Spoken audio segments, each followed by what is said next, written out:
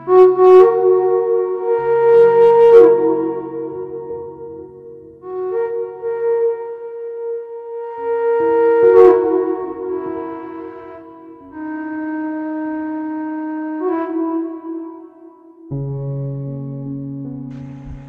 जय श्री राधे सभी को। पूज्य डोंगरे जी महाराज श्रीमद् भागवतम में नाम की महिमा बता रहे हैं। वो कहते हैं कि 5 करोड़ जप करने वाले को ज्ञान प्राप्त होता है।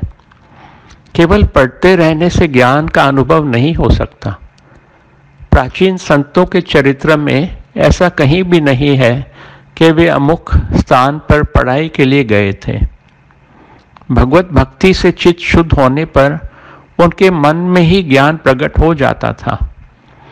पंडित शास्त्रों के पीछे दौड़ते हैं, जबकि मीराबाई की वाणी के पीछे शास्त्र दौड़ते हैं।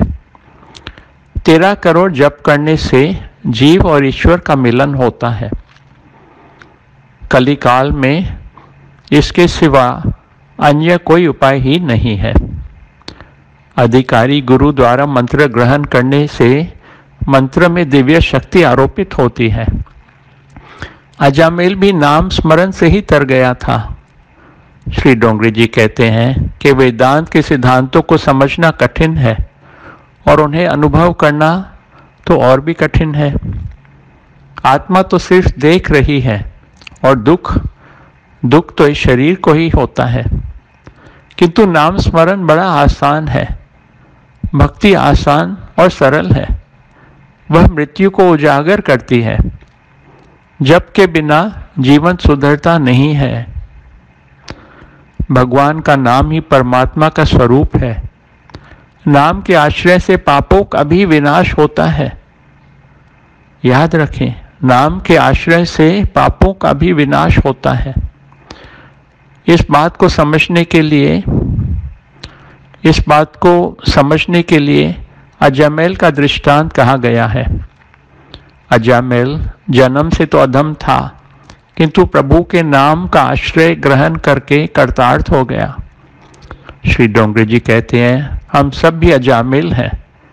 यह जीव माया में फंसा हुआ है। जो माया से एक रूप हो गया है वही अजामिल है। जहां भी जाओगे माया साथ साथ जाएगी।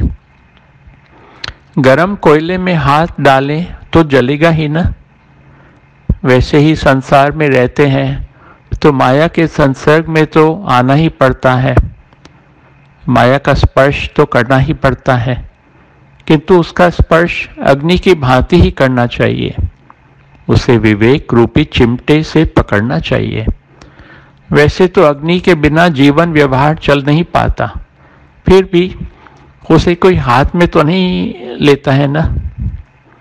माया हमारा पीछा करती है, पर उससे हमें बच निकलना है और ईश्वर के पीछे लगना है।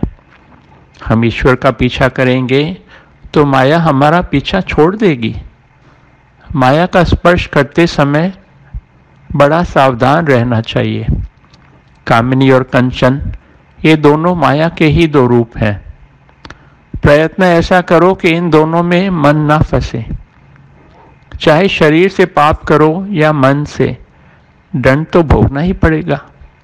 जिसका मन कामिनी और कंचन से हट जाता है, उसका मन माया की ओर से हट जाता है। अगले भाग में सुनेंगे अजामिल का चरित्र। जय जय श्री राधे।